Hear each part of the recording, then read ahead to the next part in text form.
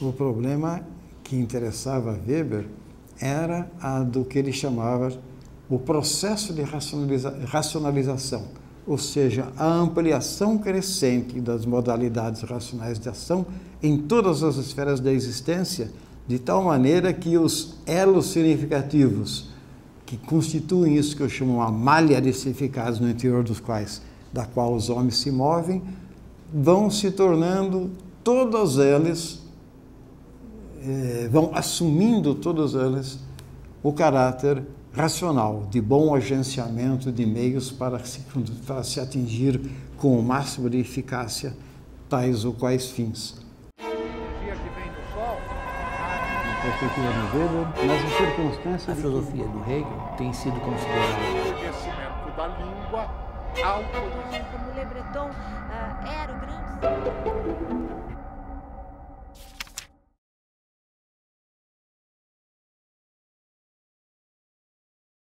Pensem a questão da legitimação. Uma determinada orientação de conduta que é recomendada, de alguma maneira, no universo social em que eu me movo, se apresenta a mim, como se apresenta a muitos outros. Qual é a pergunta que eu posso fazer, admitindo-se que eu não seja simples boneco dirigido ou que eu não esteja paralisado pelo terror? Mas a questão que se coloca é que há, digamos, um convite para que eu aceite, um convite de adesão a isso. Qual é a questão que eu posso me colocar razoavelmente? É a questão de se vale a pena adotar essa linha de conduta. Vale a pena eu considerar isso válido? Ou será o caso de eu tentar não adotar? Claro que eu não estou ignorando que, eventualmente, se eu não adotar, eu sofra determinadas sanções. Mas a questão se coloca. A questão se coloca em termos de alguma maneira fica, ainda que em segundo plano, uma questão que eu chamaria, entre aspas, de econômica, que é a questão de se ter algum tipo de avaliação de quais são os ganhos, os benefícios de um determinado curso de ação e quais são os custos.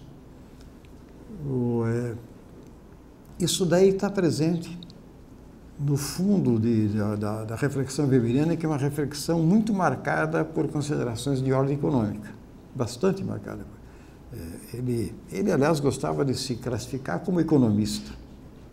Ele nem gostava de se classificar como sociólogo, porque ele achava que sociólogo eram aqueles pensadores que atribuíam um caráter fechado, orgânico, consolidado à sociedade e colocavam todo o peso sobre o conjunto social, deixando os indivíduos como meros, digamos, figurantes desse conjunto. Ele odiava essa concepção, né? Totalidades sociais, conjuntos orgânicos, etc. e tal. Então ele tinha lá suas desconfianças em relação à coisa do sociólogo. Mas ele se apresentava como economista, muito peculiar, muito do jeito dele, mas gostava de fazer isso. E é um pensamento muito marcado pela dimensão econômica.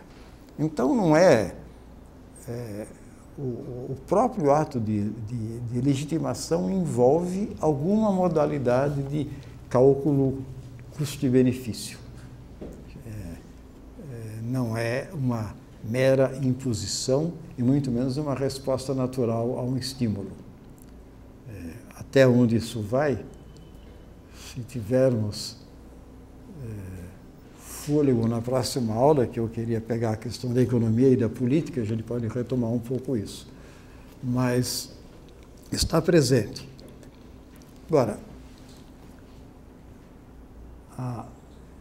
uma maneira de introduzir e só levantar a questão do caráter que vai tomando conta do conjunto de significados que constituem assim as referências das pessoas no mundo social, aquilo que vai tomando conta do que eu chamei de malha significativa da vida social, das N referências puramente significativas que me permitem me orientar no mundo, que me permitem encontrar algum sentido na ação que o outro realiza e por aí afora.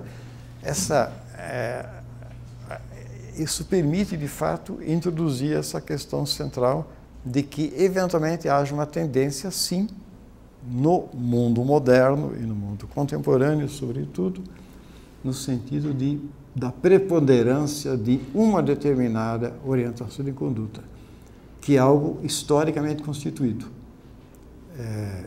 Essa modalidade de conduta que vai se tornando predominante, como eu sugeri, é a da conduta racional, e isso está por trás da circunstância de que a malha vai se tornando mais densa e mais fina.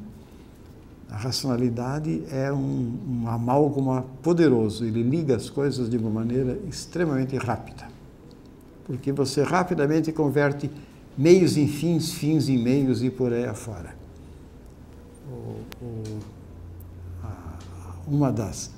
Dos mecanismos fundamentais do exercício de uma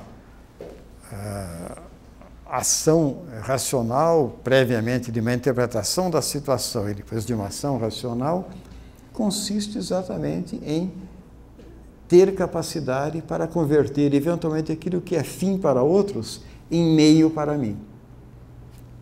Aliás, isso também permite mais uma linha de aproximação da questão central da dominação.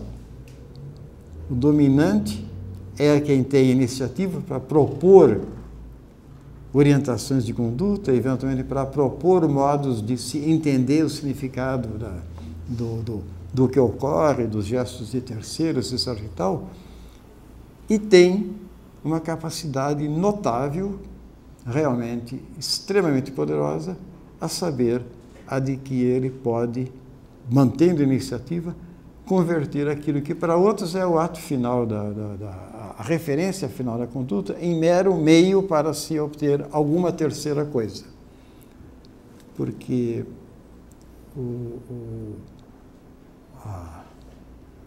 qualquer conduta marcada por significados, qualquer conduta significativa marcada pelo sentido, ela se organiza em torno desse jogo constante entre meios e fins, entre os meios e os objetivos procurados, entre uma série de passos e a finalização da ação ao se atingir um certo objetivo.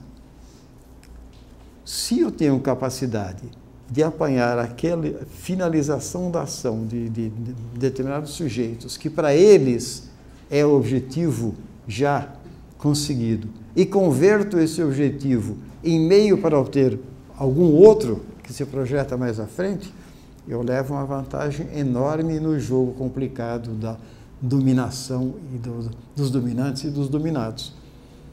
Uma das maneiras, portanto, de se imaginar no que consiste essa condição dominante que eu caracterizei como fundamentalmente como sendo a capacidade de tomar a iniciativa e de conduzir por essa via a ação de terceiros, uma das maneiras de pensar como isso pode se realizar consiste exatamente nisso, em se capturar aquilo que para muitos parecia o objetivo já atingido da sua ação, para induzi-los a tomar isso como meio para uma outra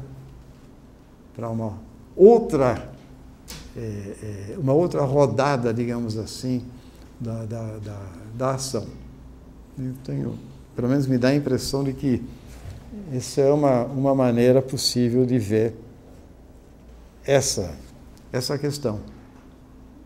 Entretanto, os homens não estão imersos pacificamente numa malha de significados, como eu dizia agora há pouco. Não se encontram, digamos assim, à vontade.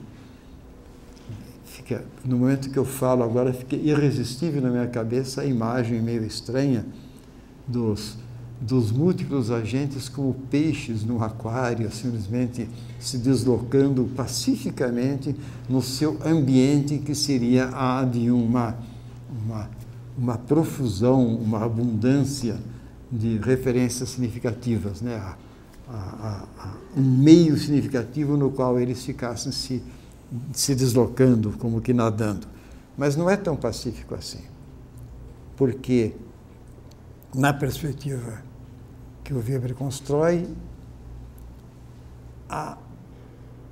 aquilo que para outros seria um conjunto social em equilíbrio, com simetria de relações, etc. e tal, uma espécie mais uma vez, tomando o mesmo termo, de ambiente seguro no qual os homens se encontrem, digamos, abrigados.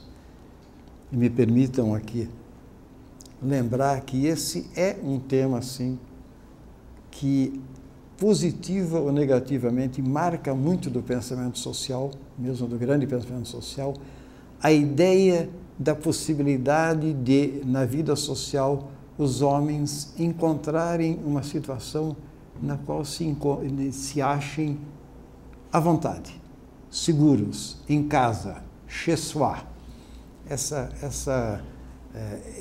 Esse tema, ele habita, não necessariamente de maneira positiva, mas habita muito do pensamento social. Em Weber habita negativamente. Ele não procura, digamos, uma situação, não procura muito menos caracterizar a sociedade como uma situação em que os homens estejam pacificamente à vontade. A ideia de uma espécie de grande concórdia social, de um estar em casa na sociedade, é alheio. É totalmente alheia a Weber, porque as preocupações dele são de outra ordem, são de ordem mais política, mais do jogo do poder. Ele não abandona muito nunca a questão do poder, nunca a questão da assimetria fundamental das relações. Portanto, nada de ambiente pacífico em que todos estejam à vontade. O ambiente em que os homens se movem, na perspectiva weberiana, é a de um campo de forças. É essa a imagem. É um campo de forças, o tempo todo. O confronto, o conflito, a disputa, a competição são constitutivos das formas de convivência dos homens na perspectiva weberiana.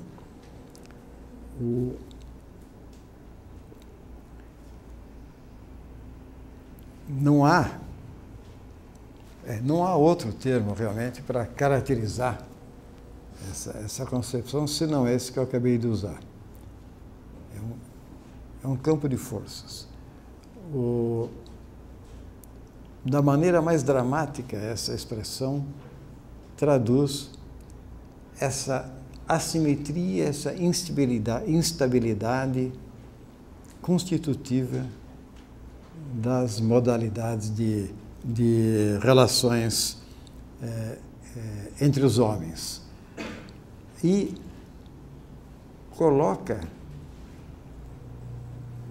em primeiro plano, enfatiza de algum modo a circunstância de que, próximo nisso aos seus grandes antecessores, tanto Maquiavel quanto Hobbes, ele não vê a sociedade como sendo capaz de encontrar alguma forma acabada de realização. Não há, mais uma vez, não há como pensar em algum tipo de objetivo. Claro que vocês dirão, mas Hobbes põe a questão da paz. Mas a paz hobbesiana não é a utopia de um mundo pacífico. É a exigência que se apresenta ao soberano e que exige a presença constante do soberano. O Hobbes não coloca de modo nenhum a ideia de que o soberano do que ele fala, o poder supremo, aquele sobre o qual nada se sobrepõe, que esse poder seja transitório, de que em algum momento a paz messianicamente se instaurasse. Não. Sem o soberano, nada de paz. Imediatamente a discórdia virá à tona. Mas a discórdia de que fala Hobbes é puramente negativa. O Hobbes quer eliminá-la, nem que seja pela presença dura, não, mais uma vez, não brutal, porque é pela lei que a coisa se resolve, mas pela presença necessária e contínua do soberano. No caso do Maquiavel, como eu lembrava, não há essa visão, digamos, assustada, eu quase diria, da discórdia. Ela pode muito bem ser mobilizada no sentido da Constituição da própria República. No caso, é mais da República. Weber, nesse caso, está mais com Maquiavel, claro, mas não abre mão do soberano. Em nome do que isso? Em nome de se levar muito a sério aquilo que já está presente no Hobbes, a saber, o soberano realiza a paz interna, mas ao mesmo tempo se qualifica para competir externamente num mundo em que persiste aquilo que o Hobbes chamaria estado de natureza, né? Em que você não tem nenhuma instituição para disciplinar o conflito entre os homens.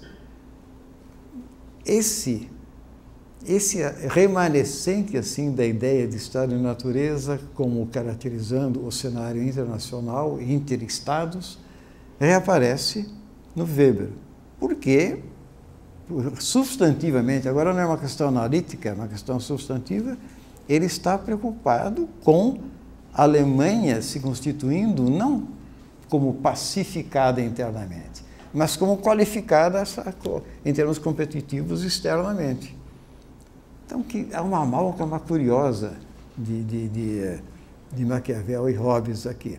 Aliás, já que estamos falando nos grandes clássicos, me permitam lembrar que um ensaísta tão brilhante como o José Guilherme Melchior tem todo um livro dedicado a Weber e Rousseau, em que ele introduz uma espécie de paralelo entre os nossos autores, também, é claro, não procurando transformar Weber numa espécie de contratualista, como Rousseau era, a questão não é do contrato, mas pegando em Rousseau o desenvolvimento forte de um tema central no Weber, que é o tema da legitimidade, em nome do que uma determinada ordem social e política é legítima, merece o ascendimento dos envolvidos. A coisa não vai tão longe assim, porque a construção rousseauiana leva a uma ideia de soberania popular, do conjunto como soberano, da vontade geral. Nada disso interessa a Weber. Weber decididamente não é um rousseauiano. Mas, se nós quisermos brincar com os grandes clássicos do pensamento político e social, nós podemos introduzir esse terceiro. Eu falei aqui que a tendência de Maquiavel e de Hobbes, o Melchior diria, então põe também um terceiro, Rousseau, porque por aí dá para puxar o tema da legitimidade que não está presente nem em Maquiavel, nem em Hobbes. O príncipe maquiaveliano está se lixando pela legitimação dos seus súditos. Na verdade, não está tanto, não. Ele bem que se esforça para obter aqui a essência daqueles que domina. Mas não há uma tematização do tema, dessa questão no Maquiavel. E em Hobbes a coisa se resolve de uma maneira mais direta, né? Não é à toa que Hobbes é um antecessor remoto do positivismo jurídico, né? Não precisa de legitimação, precisa de legalidade. A legalidade resolve.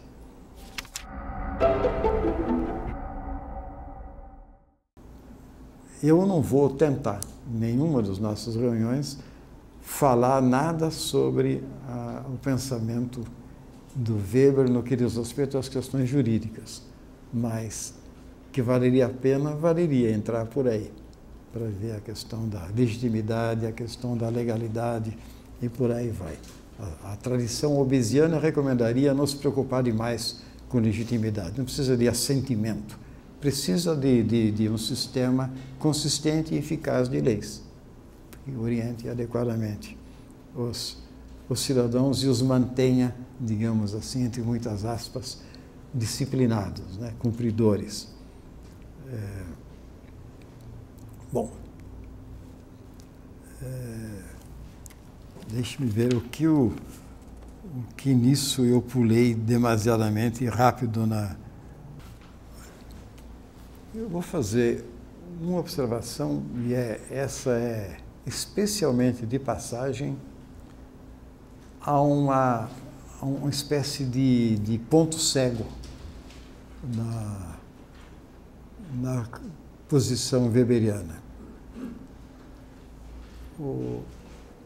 Ele fala muito em formas legítimas de dominação, formas de legitimidade, em nome do que se aceita tal organização das relações entre os homens, em nome da tradição, em nome de uma legalidade racional, em nome do que, afinal?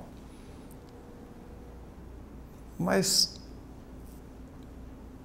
a coisa fica complicada quando se levanta uma questão que ele levanta, e eu confesso que tenho muita dificuldade com isso, da possibilidade de você ter uma dominação não legítima. Atenção, não significa ilegítima, porque senão seria fácil. Ele até levanta, de passagem, a possibilidade de situações em que um dominante despótico tenha tanto êxito na sua imposição que ele possa prescindir de qualquer legitimação. Não importa que, por alguma razão, os dominados achem que há validade no seu comando. Pouco lhe importa. Eles estão submetidos de uma maneira tal que você pode abrir mão de qualquer legitimação e usar, aí sim a coerção mais aberta, a força bruta, seja lá o que for. Isso Weber aceita tranquilamente. Embora as situações desse tipo, na realidade, tendam a ser muito transitórias, né? A instabilidade disso é um pouco além do razoável. Os regimes mais brutalmente despóticos do século XX não dispensaram a legitimação. Quer dizer, o nazismo não dispensou, o stalinismo não dispensou. Trabalhava em cima de mecanismos associavam mecanismos de legitimação às formas mais brutais de coerção e de violência física, né? O problema é saber o que pesava mais em cada momento. Convém, creio eu, não superestimar o componente de violência potencial ou real física e o componente de terror nesses regimes. Fica fácil demais você dizer que nazismo era porque todo mundo estava aterrorizado no seu canto. Não estavam. Não é verdade que estivessem. Aterrorizados estavam os que envolvidos na resistência. Os demais poderiam estar muito, muito tranquilos. E aí o que funcionava era um mecanismo de legitimação e não de coerção pura e simples. Dispensar a legitimação é algo extremo e altamente transitório, digamos. Aliás, é difícil imaginar situações desse tipo em sociedades minimamente complexas. Eu fico pensando agora que exemplos se poderia dar de pura e simples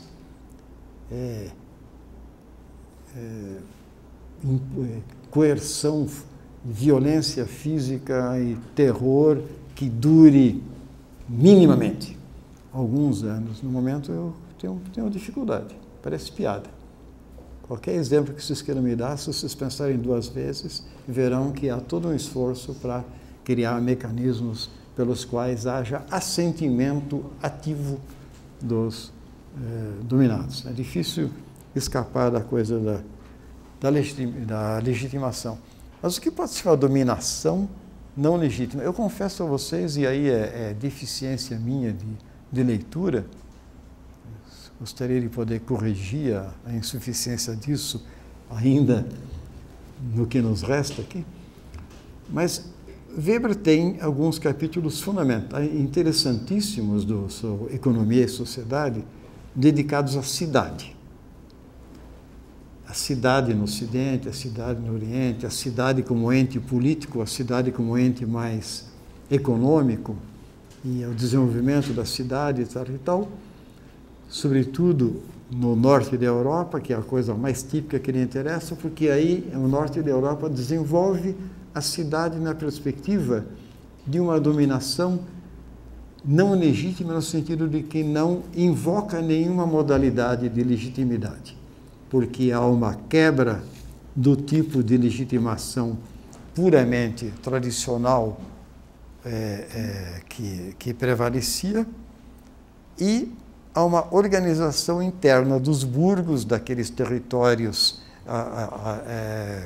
associados em torno de um mercado, que, de algum modo, se tornava não legítimo, no sentido de que dispensava a invocação de alguma motivação para se aceitar essa ordem de coisas.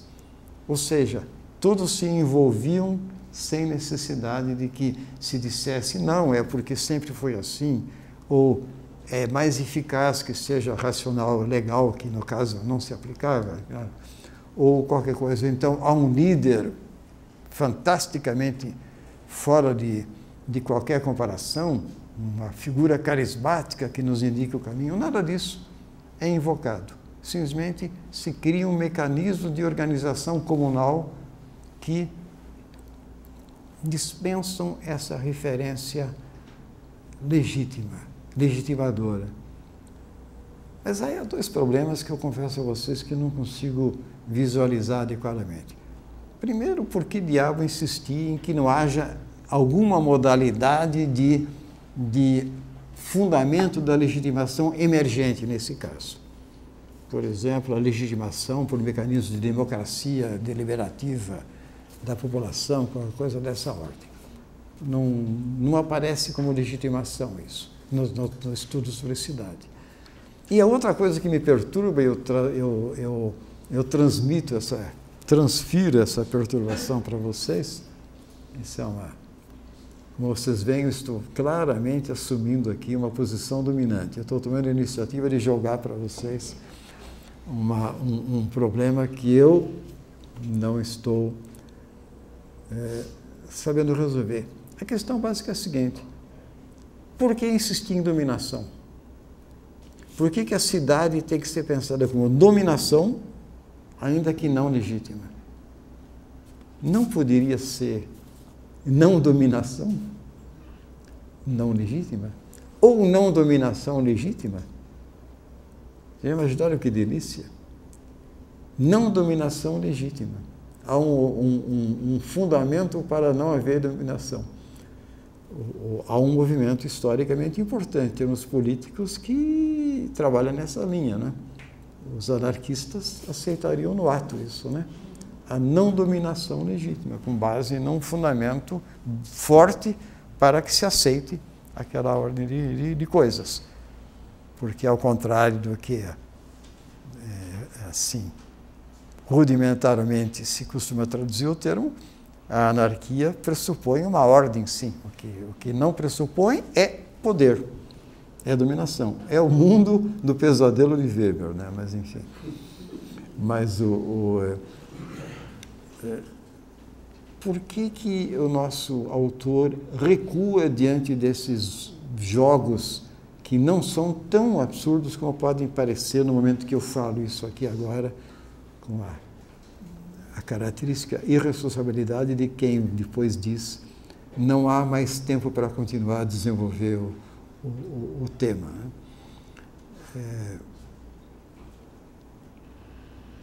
Há uma razão, claro. No esquema weberiano, não dá para pensar nenhuma forma persistente de associação que não envolva a dominação. O problema é saber dentro da cidade quem domina quem. Né? A análise tem que ir por esse caminho, então. Se você tiver um burgo suficientemente desenvolvido, mas suficientemente pequeno, para restaurar lá alguma espécie de reencarnação da real ou suposta democracia ateniense, e tudo fosse resolvido por deliberação ampla na praça pública, você teria que caracterizar de algum outro modo, que não de dominação não legítima. Eu me arrisco a levantar, para fins da nossa reflexão, nossa conversa, a possibilidade de certos jogos acrobáticos em cima das formulações weberianas que envolvem a cobrança do nosso pobre autor da ideia de por que insiste tanto num ponto e esquece tanto o outro. Quer dizer, eu proponho que dentro de um mês, algumas semanas, nós possamos sair daqui fortemente convencidos de que, em princípio, pelo menos, se poderia pensar a construção de um instrumento analítico que seria a não dominação legítima. E voltar a pensar um pouco sobre por que diabo, mesmo dispensando mecanismos de legitimação na condição dos seus negócios internos, as cidades continuam sendo pensadas como órgãos de dominação. Vamos tentar, ainda hoje, pensar um pouco sobre isso. Porque qual era o truque da coisa da cidade? Por que ela pode fazer essa coisa notável de abrir mão dos mecanismos de dominação gerados nas circunstâncias em que ela estava subordinada a outras ordens mais amplas, a tais ou quais senhorios, castelões rurais e sei lá o que for, e se manter por sua conta. É exatamente isso, se manter por sua conta, ser capaz, atribuir a si, invocar para si a condução dos seus negócios internos. Isso é uma coisa que só funciona de uma maneira também transitória enquanto a cidade se organiza, porque depois ela começa a se expandir. E aí surgem novamente exigências não só de novas modalidades de dominação, como de legitimação também. Eventualmente se constituam, digamos, os germes do que aquilo mais à frente seria uma dominação racional legal, baseado em estatutos bem definidos, orientadores das relações entre homens e grupos sociais racionalmente estabelecidos, tal e tal, aquilo da modernidade mesmo. Eventualmente se encontrem lá as sementes disso. Na medida em que a cidade não reflua para trazer para si a sua condição de capaz de gerir os seus negócios, quase que autarquicamente, e comece a se projetar de novo para fora. Quando se projetar para fora, vai ter que, de alguma maneira, justificar isso e encontrar, de algum modo, adesão. Então, não dá para ficar muito tempo dispensando formas de legitimação. Mas a questão crucial é outra. Por que Weber aceita a ideia de não legítima? E eu insisto nisso, não se trata de ilegítima, simplesmente não há um mecanismo explícito de adesão, de aceitação. É como se a coisa funcionasse espontaneamente.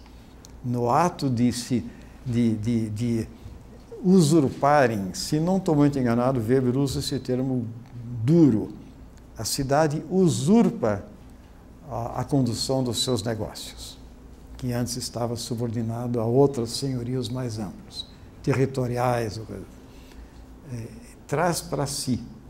E isso, enquanto ocorre no interior do espaço urbano, essa condução dos próprios negócios é como que se absorvesse a adesão de todos e dispensasse a busca de fundamentos para a legitimação desse estado de coisa. Até aí tudo bem, a questão complicada é outra.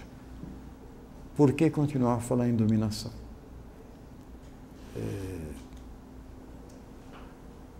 Em nome, eu já sugeri um pouco, mas eu acho que ainda vamos ter que quebrar um pouquinho a cabeça para encontrar, também para esse caso, que eu vou ter que reexaminar um pouco, essa quase que obsessiva referência weberiana ao caráter inteiramente inescapável da dominação, mesmo quando ela supostamente persiste, mas, digamos assim, de maneira, eu quase diria, amena, de maneira não brutal, dispensa a legitimação. Eu estou deixando de lado o caso extremo oposto, em que se dispensa a legitimação simplesmente porque você esmaga todo mundo e nem dá chance a que se cogite de adesão ou não. Não esqueçamos isso, hein? Legitimação, implicitamente pelo menos, é sempre uma opção. É sempre uma opção. Você aceita, você está motivado, mas poderia não estar. Poderia não estar. Quer dizer, há uma margem de jogo envolvido. Senão não tem graça. Não tem graça nenhuma falar em legitimação se não houvesse a possibilidade dos fundamentos da legitimação em cada caso não serem aceitos. Então, a situação em que não dá para ter opção alguma é irrelevante, é um caso extremo e irrelevante. Mas o outro caso é divertido, em que você tem, digamos, você dispensa simplesmente. Não precisamos disso no momento, mas não dispensamos a dominação. A dominação não legítima é uma coisa, no meu entender, extremamente enigmática, né? Se algum de vocês tiver disposição, paciência, etc. e tal, dê uma passada no capítulo sobre a cidade, na economia e sociedade. Bom, são bem grandes, mas são fascinantes. Eu que tive a péssima ideia de trazer essa questão ao nosso debate aqui, vou ser obrigado agora a voltar a isso, né? Mas, estão bem em cima do limite máximo de permitido para que se mantenha aqui dentro mecanismos adequados de legitimação, né? Poderá ser retirada a minha legitimação em qualquer momento se eu não parar imediatamente de falar. Então, por prudência, eu encerro a minha intervenção por hoje.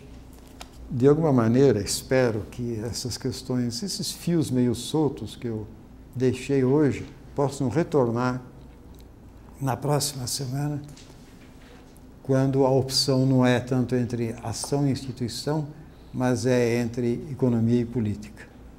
E da outra semana, então, a coisa se complica mais, porque aí eu coloquei a opção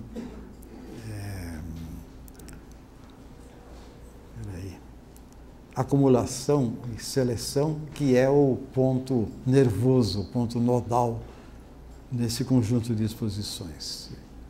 Se conseguiram sobreviver a esse, a quarta será um passeio. Muito obrigado por hoje.